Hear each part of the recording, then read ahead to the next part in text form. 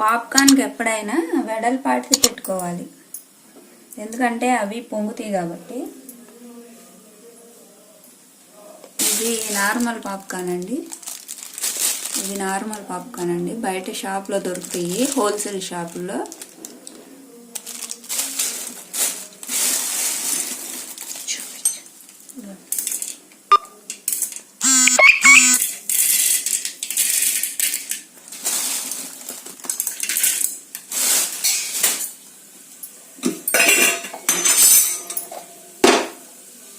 కొంచెం ఉప్పు యాడ్ చేసుకోవాలి,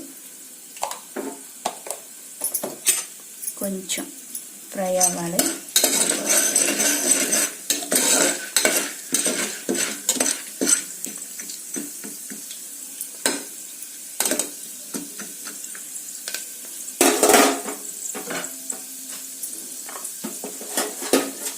కొంచెం ఫ్రై అవ్వాలి. ఇప్పుడు క్లోజ్ చేయాలి, ఇప్పుడు క్లోజ్ చేసేయాలి. ఇలా ఇలా పెట్టాలి. గిన్నెలో పెడితే ఏమైందంటే గిన్నె పట్టక వెడల్పు లేక సరిగ్గా పొంగవు. ఇలా చేయటం వల్ల బాగా పొంగుతుంది, ఆ గిన్నె కూడా సరిపోయింది.